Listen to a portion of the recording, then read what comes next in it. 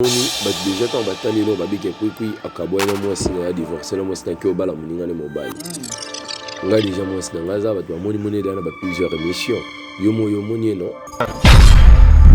bat dafo ba comprendre que ça déjà faux mais mutala tiangora abali mobile et puis photo repesa na nini on les juste affiche bah il faut découvrir bateau ba salaki ba pantango et puis na ko comprendre que moi na monde tant azoi photo na affiche photo nga tout chango na miniature moni je suis faux le vérité aujourd'hui nous sommes dans la spiritualité na spiritualité na nga le sambo et tant on a posé na prier na sali nzamba pe na maele on sali lona parce que comme na moment ba talango il faut dans la stratégie ko tirer mutum so komona na affiche amoni photo na bato pesa na bazo s'embrasser ne bana mibali oh pourquoi boy oh luka sani tango akota tala moni maramba bien des akuna si même mariage on a kati to s'embrasser na biso pété ils allons rato latani ba alliance to lobby et après ngande avec l'épisode ya ngande na jeu esprit ya mutu wana pona bali na komi ko utiliser na komi esclave na deuxième monde. Mais le rôle de Baïbi n'a pas de wana te, bat batali en peine, c'est le 4e épisode, nous route les gens répété. Mais mutation na photo wana, à celle on analyse bena série, je l'en répétant. Mutum sous ba expliquer na sali ba live. Chez nous les bantous, on a faux jeune longba. On lia na mbanga. Eza affiche auto lingi to attirer. Après bat ba kota na kati ba tana ma mbwana za. Même la scène de jouer, tu te crées le pesa la table bisou boité. La commission se vit dans la normal. Or, on a un sam en pona teya. Dans la tsabatike, ils ont battu na sam moi oyo. Tu te vois monde banda ko isa yokanga mabo. Ba réalité les gana bakati ndako to bien ngote. Moni, et on a battu msomo moi ça za mobile ba sa ba esengo na bango. Mutu msomo na mibali bo sa makambo biso to beta o. Je sais pas quel nom on a lu quand ils ont bateau de bazala. Mutu msomo journaliste mais sans information moni. Quand l'information est atteinte à Romoluka Bando Kota na vie à battre pour déstabiliser l'histoire à mutu vie à mutu. Le seul faux le vérité théâtre na biso est vraiment un peu éclairé que zonga moi si mamoni vie à ba tous un peu limité na parole na biso tous un peu limité na ba site tous un peu limité l'histoire est cause à la bien mais finance ya ko accompagner histoire wana ezo sala to moni lelo oyo ekomo koma pasi on a ba niveau ba groupe salon ba groupe banda kala to ka été ekamisa biso to moni pechanga ko jouer na ba Niger ko kamusa biso te biso ne photo ba voilà ba comprendre quand ndenge ba moni ba copier biso akene ka ko tourner nde to sala ba njonjing na biso ndeti lelo oyo surtout ngana za déranger. On a la réalité ya baninga mibali to ya basi nde bakoma ba lesbien. Mais la plupart au monde bat mushu bazana ba bayi bat mushu bazana ba place musuba o sama mo ya bien te mingi au monde bazo taper art. Baza la initier to copier na ma vie au mindele ba vivre pour à réussir pour à vivre. Mais tant la ligne na la kisango mutu musuta musu ayebi déjà salango a bangala ko motele ba kangai o bakanga par rapport à quoi?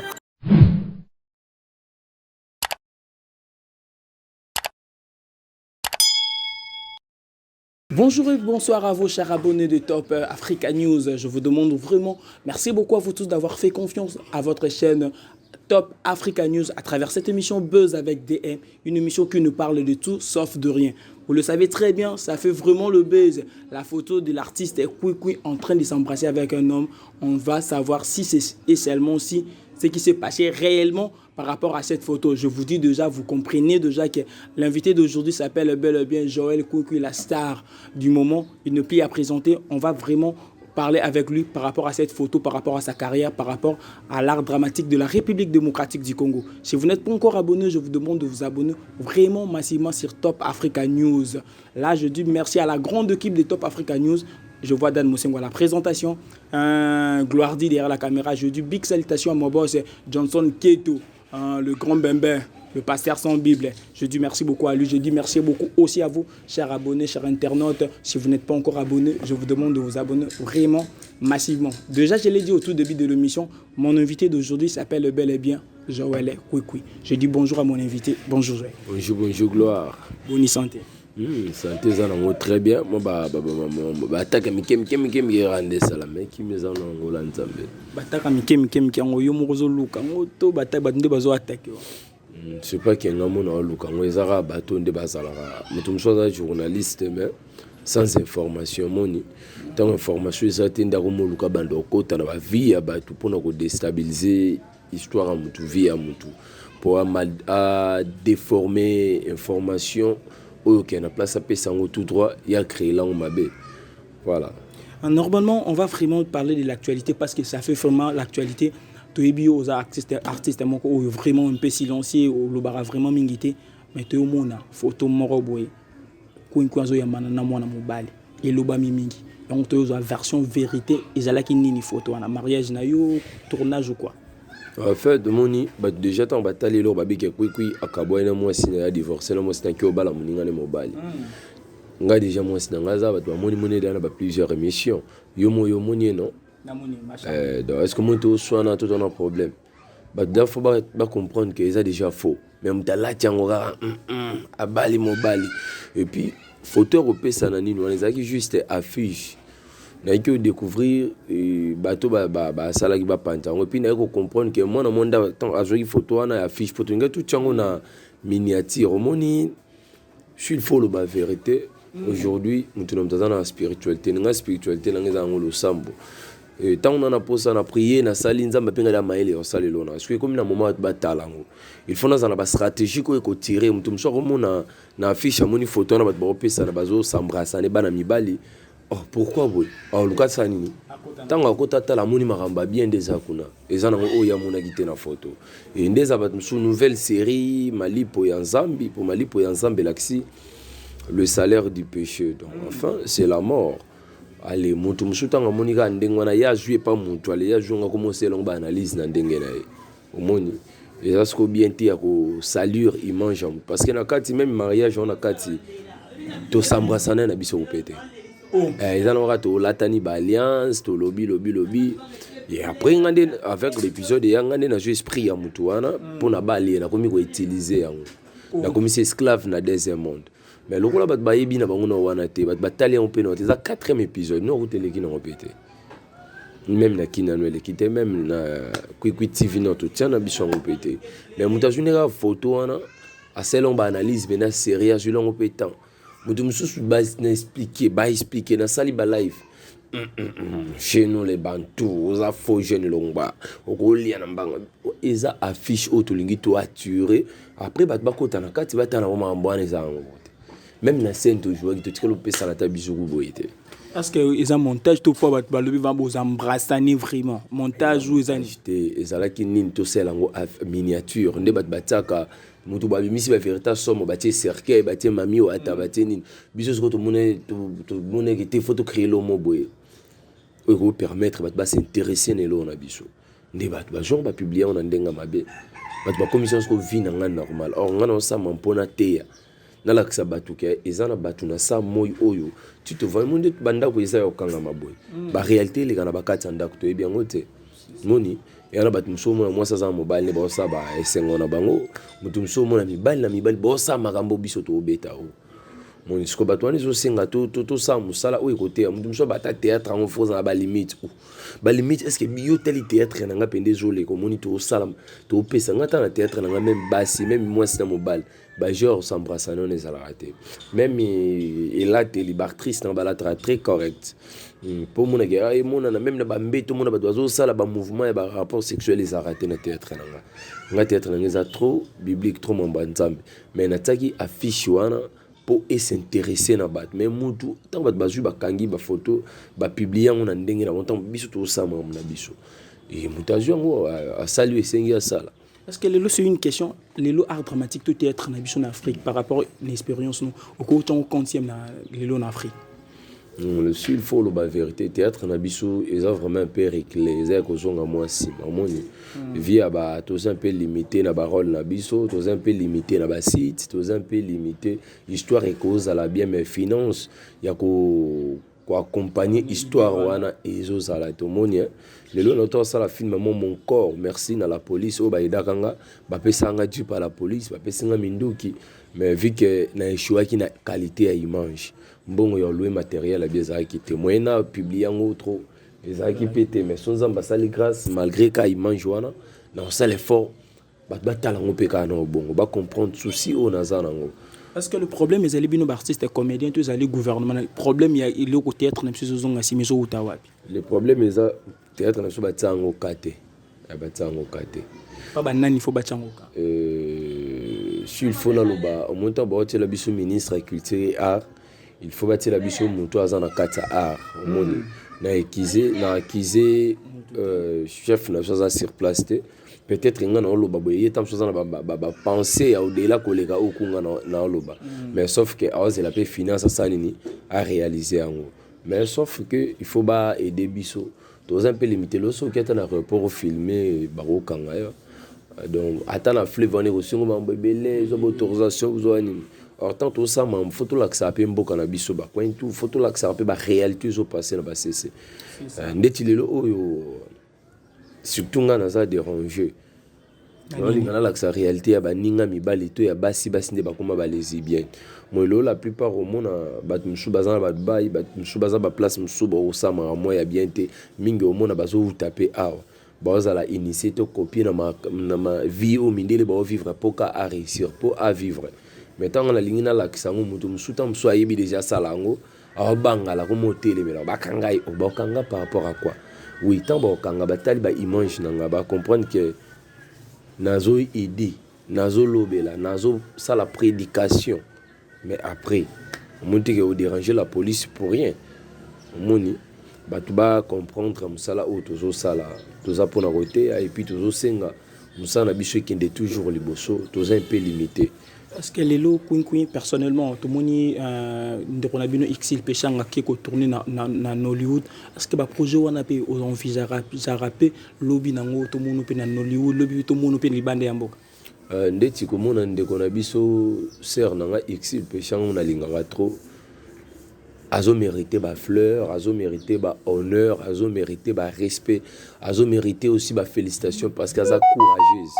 Au moni le lo oyo et comme on a passé on a ba niveau ba groupe salon ba groupe banda kala to ka été et kamusa biso to moni Péchanga ko jouer na ba Niger ko kamusa biso te biso ne photo ba voilà ba comprendre grandeur nde ba moni ba copier biso a kene ka ko tourner nde to sala ba njonjing na biso a les amants mbuté ko kamusa biso pourtant ko kamusa biso c'est que et la biso que biso personnellement Moussa na biso auto sala na mboka na biso eza vraiment lancé quel que soit bazo ganga ba star na ba YouTube bazo ganga biso to beta ba vie belé to aka limité parce que surtout ça limité te ba succès to na ba valeur ici là na mboka na biso et ko to mo na étrange te ndako jouer na banini azo mérité plus que ça ce qui vraiment na culture et art mboka na biso ya Moussa na biso ezala qui vraiment avancé to ko keko kamo makasité de to kamo makas parce que tous un peu limité dans Moussa biso a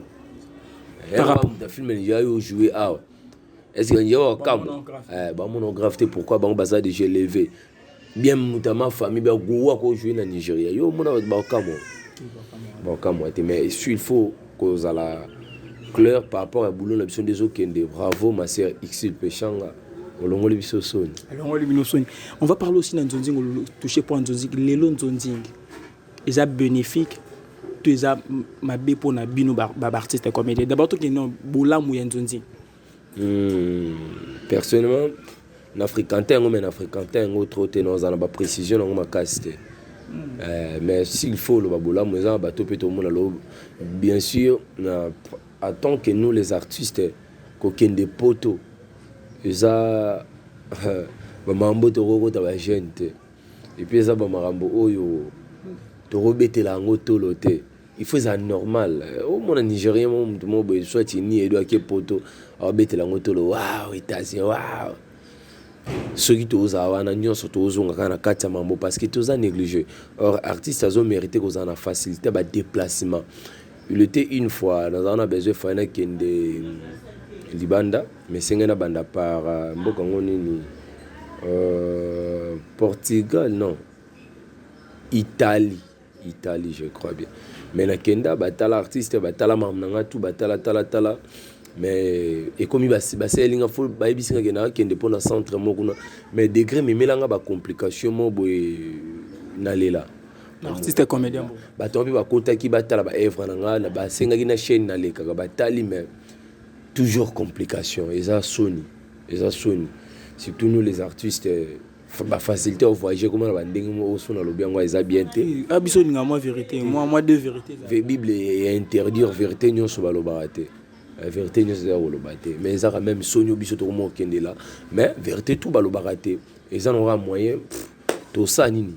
Pourquoi yo omikota trop na nzonzingi te?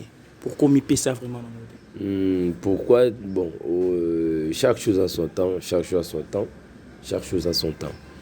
Chaque chose à son temps. Merci beaucoup. Nous continuons toujours dans cette émission. Vraiment, petit à petit, nous arrivons vers la fin de cette émission. On est venu prendre vraiment l'artiste à la hâte à la maison. On est chez lui. Parce que Louba est belé.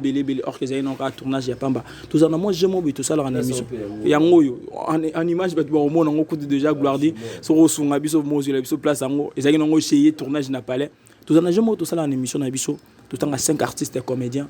Oyo moyo après ça to tanga bango bilora professeur o tchabongo pour artistiquement ndé basala musala là vraiment olimbisa ko tona et pardon vraiment respect ya ba téléspectateurs na on attend longo na sima na miso ba teza bien te ozo banga polémique tozo banga ko yebisa ka vérité muto asala bien te bon pour aider on a bangi. Merci beaucoup de continuer toujours dans l'émission na biso. Projet d'avenir et à Kouinkoui. Projet d'avenir, surtout sur le plan privé, mais sur le plan professionnel, projet Zaka que merci na bato basala ki basalir nga me permettre batu subata groupe nangaka la continuer kolanda biso to bunda kozana matériel à bien kozana ba suite ça bien idée vraiment ça bien mais to lembate bomba zona bomba sala na bomba love story bomba zona bomba sala na bomba bish mais biso to zuna biso va ndeka pona ko longola batu na molili ko kotsa bango na éclairage. Là, nous sommes vraiment arrivés à la fin de cette émission. Je vous demande si vous n'étiez pas encore abonné sur Top Africa News, je vous demande de vous abonner vraiment massivement. C'était votre humble serviteur, Dan Mosengo, le cardinal de la presse, avec l'artiste Kouinkoui, qui était notre invité d'aujourd'hui. Vraiment, voilà, nous sommes arrivés à la fin. Numéro de contact nayo, dédicace nayo. Après, on a posé aux questions quoi. Dédicace nanga, merci beaucoup Nabino Boyoko Talangai. Et puis merci na bandeko oba tala qui va comprendre. Mais malgré tout, ba mutum so tara biso ana biso zala qui affiche ndeba ba comment ba sali pour intéressé. So botel même na Kouikui TV mali po ya Nzambi. Bon mon affiche on a tioana. So na moni pe polémique on ici peut-être na rolongo l'affiche mais ça juste étiré. Mais na kati au mona libala pe salame salame na ngoya ba biso ana te mambwana te po biso pe bana batala na biso. Ba moni que affiche on est dérangé. Ndeba publier yango mais le rwanga na reconnaître na faire comprendre les affiches. Wa moni dérangeant qui image ne dérangeant qui tout ça je m'excuse encore une fois et permettre ngapé coalition aussi ba penser na ngai coalition aussi malgré Nanté, malgré Nina comme a réservé dans ma moussoussou. Mais sur le plan histoire, nous allons réserver tes pots. Toi, tu es inde souka lumière et ça la nini. Tongo etana. Atabat bat traitant au marque mais souka va comprendre ni na olobela. Merci beaucoup na Jésus-Christ de Nazareth. Merci mon papa. Excellence Guy Luandomboyo. Motema maman Deborah Luando bandeko ya Widal bandeko ya Rep tout soutenir vraiment musala oyo papa na biso merci aussi na papa na biso mes respects Fati Béton ya maman Denise Nyankero maman ya bana merci beaucoup na ndengo zo sala excellence ki Luando Mboyo ozo comprendre nini azana ngo souci nini azana ngo pona peuple congolais azala maman Deborah Luando maman DL maman Lumière maman ya bana ceux qui étaient me rappelent Nzamba Zolokum abatela bino toujours na bana na Davina na Isaac na Winnie. Merci beaucoup na mon conseiller privé autant que marambo attend expliquer papa ils affichent à comprendre peu tout ça kokunyung elle chante moi ka de Kimbanteke. Merci beaucoup na ya sema mayasi ya moto bolembate surtout ya wana kota mingi na vie privée na pona ba conseil à couple na pe ya foyer na. Et puis merci na balinganga mon frère boss Ismaël, merci aussi à mon frère privé Maître Hassan Mouzika Konde, moto de tous les temps, et puis Maître Walter, oncle Cédric papa na Cédric Nguma, Cédric Mukoko, héritier Abedachou, futur député na biso aza na rep. Batu nyonso balinga ngai batu tout mbanda na ngai papa Dido mbanda de mon motema ya Nicoleta Odia ya Pembe, ma femme Charlène Mbela Olemba Bukasa, bana na nga na pesi ma femme mon épouse ta mon ate moni bele babora bana nga na linga bino mingi papa obundaka pona bino et puis famille na nga mobimba papa na nga Jean Kasongo, mama Marie Masiala, mama nga Botanga, Barteur na ngai bana nga nyonso les incroyables to lembate tant bitumbete le maka elakisi to la mukape na ba prière omoni oto osala tozolongola molili tokota na lumière diable pa olingango te akokota na mutema mutu mo bakoke ko bakisela biso impliska po mutu ana ina biso pour na WhatsApp 000243 89 540 786 3. Le patron James 007 n'a pas sur Bambote. Merci. Voilà, merci vraiment, nous sommes arrivés à la fin de cette émission. La toute dernière question, on pose la question Souka. Où sa pièce Morobo, est-ce que tu as un rôle Moko? Est-ce que tu as deux personnes? Est-ce que Jérémy Chabani n'a exaucé mon gars là? Faut que tu me Yozonan. Oui, bi ndebo. Oui, bi te ndeto tout ça la mutu na mtata na raison. On me dit tout ça ah. Mtu mswalinga ngate mtu mswalinga entel mtu mswalinga tel batu msuba rolinga ngate meza mtu ka mako alinganga yenda pesa nga guna za la star Yozonan. Na tangi le bon pona lobaki ya mtu na mtaza na vie na ye lo wana na shwa na ngaso na tangi esa mabe merci.